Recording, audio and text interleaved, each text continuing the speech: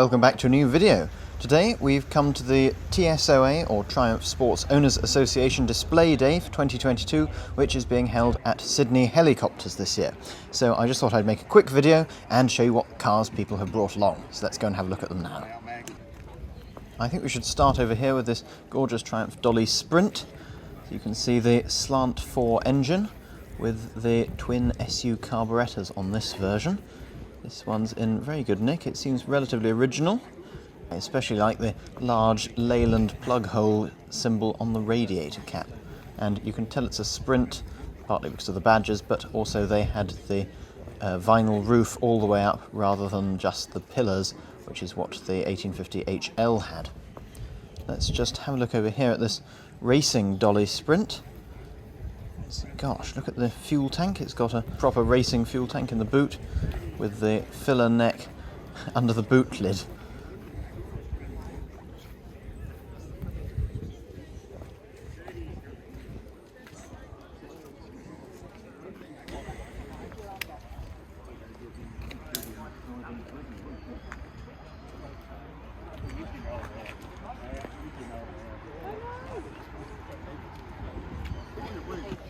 So here's the engine. This one has a blue rocker cover. I don't know what that symbolises, but if we go around the other side, you'll be able to see that it also has twin Webers on it.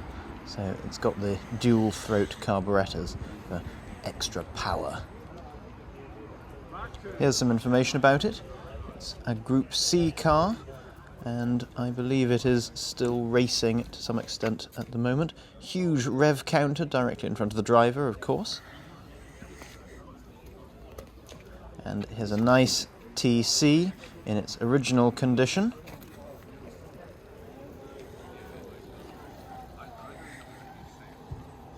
So this is the 2.5 litre twin carb model.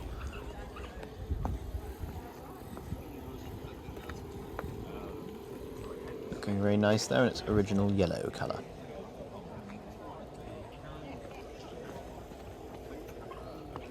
It seems to have been to Bewley as well, which is unexpected. Or at least just the sticker has.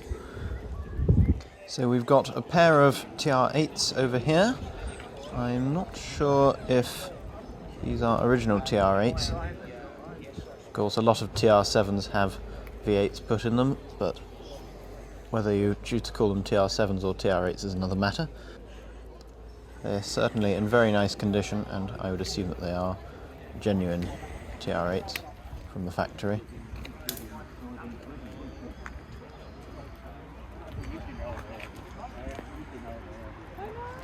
This one has the Rover V8. Possibly. I recognise that engine. It's got the injection system with the Australian emissions control system on it. Very tightly packed in the TR7 body shell. So here we have the information. So this one is from January 1980, and it was an American delivered model, and it's painted in original Midas gold with the tan interior.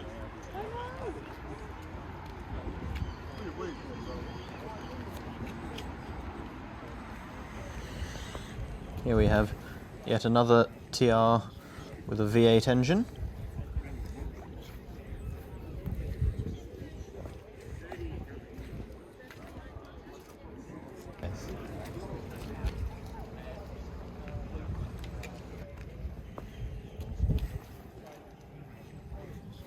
This one also has the Rover V8, but with a large carburettor. I can't quite make out what that is.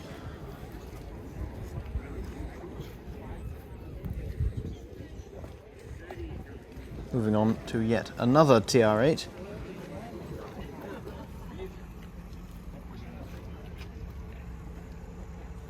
This one's very smartly turned out. Oh, and we've got an original TR7 here with the Dolomite Sprint engine in it. This one has Zeniths rather than SUs.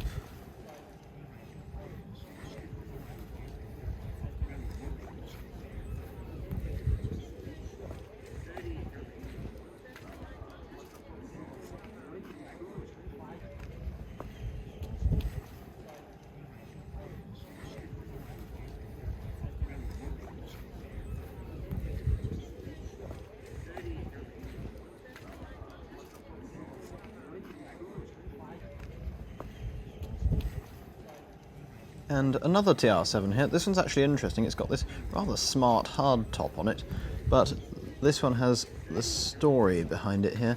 It appears it was originally delivered to New Caledonia and spent a while there before coming to Australia and being converted to right-hand drive.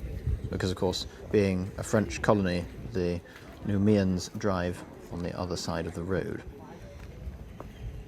Here we've got some very, very smart TR5s. I'm sure these have all been repainted. The red on this one is extremely bright. Great looking cars, of course, TR5, with the Sentry mounted filler cap, just for ease of access. The TR5 is, of course, one of the rarest of the TRs to be built, and also, in some people's view, the most desirable, partly because it had the 2.5 litre petrol injection engine out of the TR6.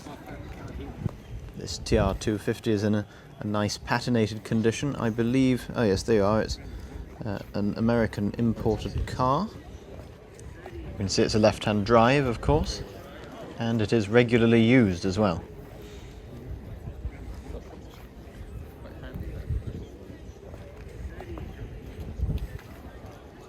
Over here we have this fabulous long door TR2, which is one of the very earliest versions. It's got its beautifully retrimmed side screens and toolkit laid out on the matching picnic blanket, naturally. The paint on this is immaculate, and look at the interior, it's like being in a new car. The shine on the steering wheel. And even if we go around the other side, you can see it's got the original manuals and books for it. Really excellent restoration on this car. Just looking at the engine, you can see the attention to detail that has been lavished on it, and apparently the taller head studs, the ones which protrude out of the head bolt, mean that it's a high compression, more powerful engine from the factory. Over here we've got another TR4, gorgeous looking in this red colour, and you can see the bonnet bulge, which was put in to accommodate the height of the twin SU carburettors used on it. This one, of course, is a TR4A, a later version with the independent rear suspension system.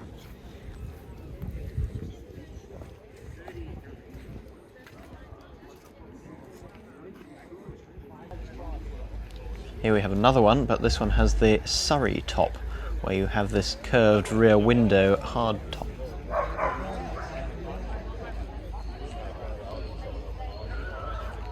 Another pair of white TR4s here, this one with twin Webers. The original radiators on these always look rather too small, especially for such a large engine and in a climate as hot as this.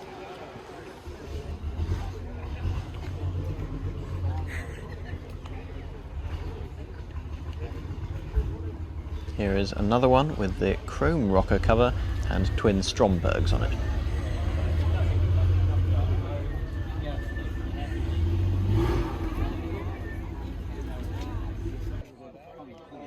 The interior on this one is particularly nice. Look how the red matches the colour of the bodywork, and the white piping on the seats matches the painted dashboard.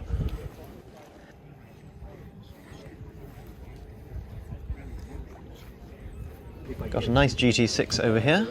I do like these, especially when they have the handbrake incorporated into the armrest, because the thing is so small that they couldn't fit in both. So this is the Mark II, which is most obviously denoted by the raised bumper to comply with American height legislation. Here we've got a much earlier Spitfire. This will be a Mark I or II. A very simple little car with the swing spring rear axle and the independent all-round suspension. No back seat, of course.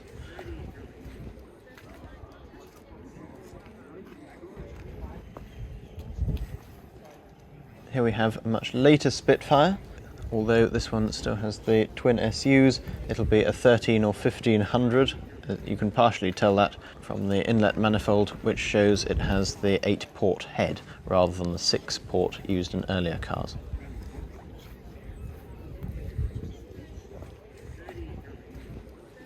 Also has the updated rear end to match the Stag and 2000 range that were brought out later.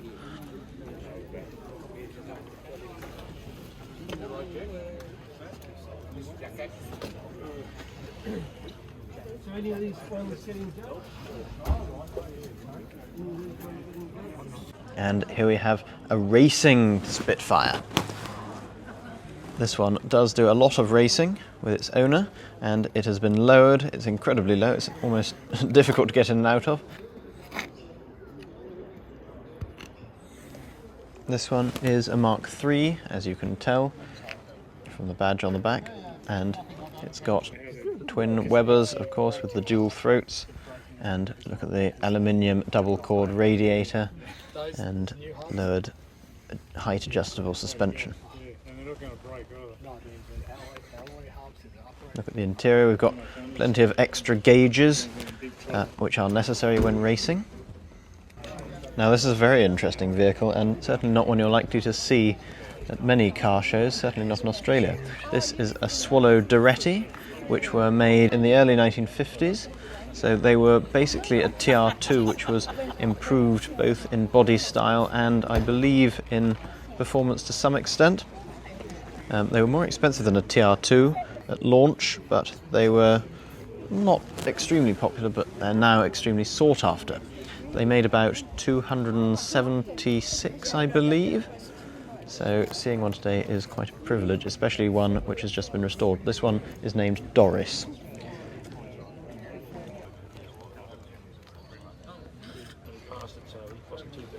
Certainly an attention to detail has been extended to this one as well, complete right down to the braided fabric cable used on the loom. Again, it looks just like a new car. You would barely know that the thing is more than 60 years old. We've got the TR6 section over here, which is nice to see. They've had a very good turnout. This one has the proper wooden dashboard.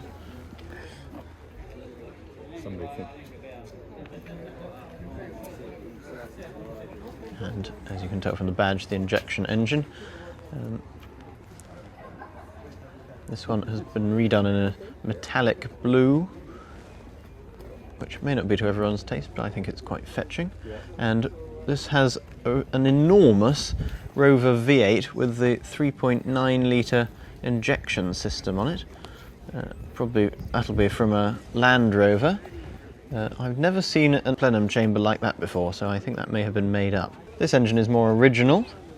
We've got the TR injection system, which was a mechanical injection system and proved somewhat difficult to maintain, but certainly provides enough power for the TR6.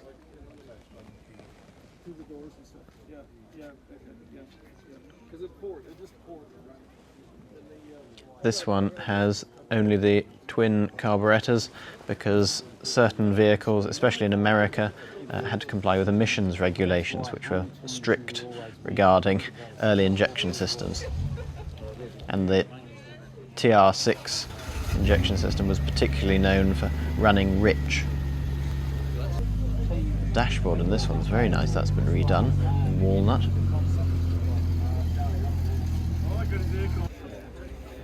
Here we have one with a Surrey top.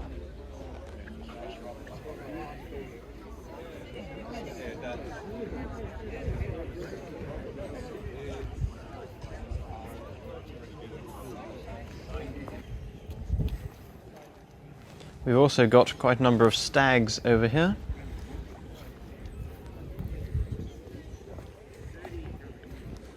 With the large central vents in the middle. Most of the Stags, certainly in Australia, were automatics. Here we have another one in white with a hard top. Complete with the luggage rack on the boot. This one is rather less original. It seems to have a 4.4 litre V8 in it, rather than the standard V8, which was of course two Dolly Sprint engines put together at the factory.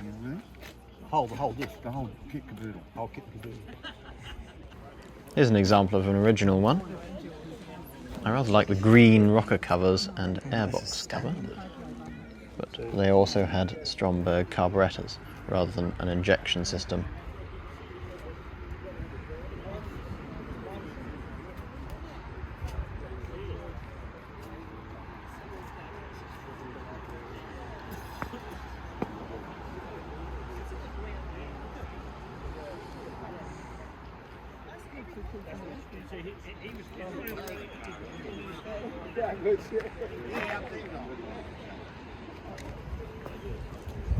This stag here is far from original. We have seen this one before when we went to Drive Your Triumph Day back in February.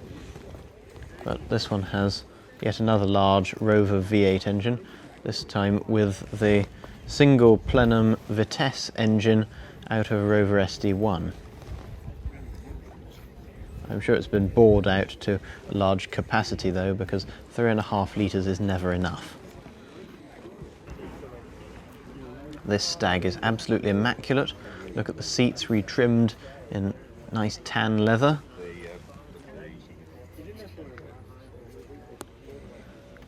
So we're now going to just have a quick look at the helicopters since we're here. But I hope you've enjoyed the video, and I will say thank you very much for watching. Ta-ta for now.